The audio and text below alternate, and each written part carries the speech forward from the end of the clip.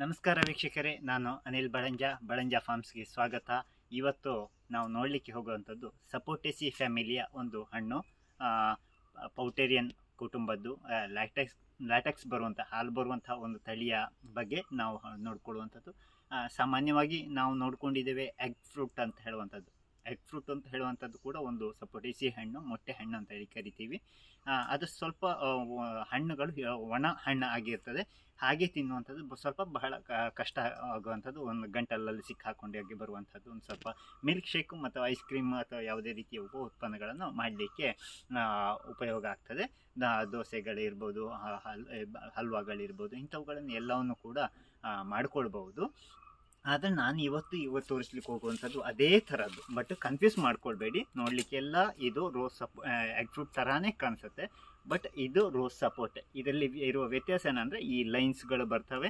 ಇನ್ನೊಂದು ಒಳಗಡೆಯ ಇದು ಹಿಂದ್ಗಡೆ ಇದು ತೊಟ್ಟಿನ ಭಾಗ, ಈ ಭಾಗ ಕೂಡ ಆ್ಯಪಲ್ ಥರ ಫೋಲ್ಡಿಂಗ್ ಆಗಿರುವಂಥದ್ದನ್ನು ನಾನು ಇಲ್ಲಿ ಕಾಣಿಸ್ಕೊಳ್ಳುವಂಥದ್ದು. ಇದು ಈ ಭಾಗ, ಈ ಹೊಂಡ ನೋಡಿ, ಒಳ್ಳೆ ಹೊಂಡ ಬರುವ. ಇನ್ನೊಂದು ಇದರ ವಿಶೇಷತೆ ಏನಂದರೆ ಇದು ತುಂಬ ಸಾಫ್ಟ್ ಆಗಿರ್ತದೆ, ಜೊತೆಗೆ ಜ್ಯೂಸಿಯಾಗಿರ್ತದೆ.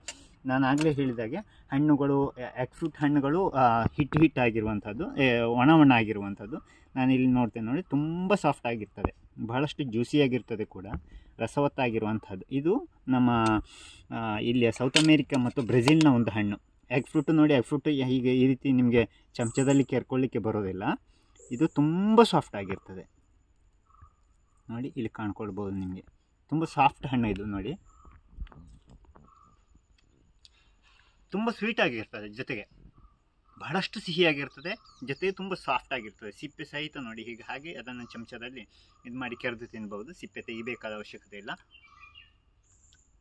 ಬಹಳಷ್ಟು ಮೃದುವಾಗಿದ್ದು ನೋಡಿ. ನಾನು ಇದನ್ನು ನಿಮಗೆ ತೋರಿಸಿ ನೋಡಿ, ಎಷ್ಟು ಸಾಫ್ಟ್ ಆಗಿದೆ ಅಂತ ಹೇಳಿದ್ರೆ, ಬಷ್ಟು ಬೆಣ್ಣೆ ಅಷ್ಟು ಸಾಫ್ಟ್ ಆಗಿರ್ತದೆ. ಎಗ್ ಫ್ರೂಟು ಇಲ್ಲಿ ದೊರಗಾಗಿರ್ತದೆ, ಇಷ್ಟು ಸಾಫ್ಟ್ ಆಗಿರೋದಿಲ್ಲ.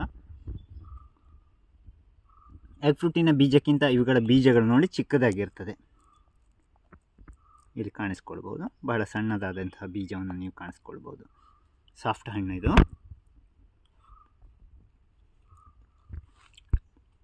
ಎಗ್ ಫ್ರೂಟನ್ನು ಹೆಚ್ಚಾಗಿ ಯಾರು ಇಷ್ಟಪಡೋದಿಲ್ಲ, ಆದರೆ ಇದು ತುಂಬ ಸಾಫ್ಟ್ ಆಗಿರುವಂಥ ಹಣ್ಣು ನೋಡಿ. ಸಿಪ್ಪೆ ಸಹಿತ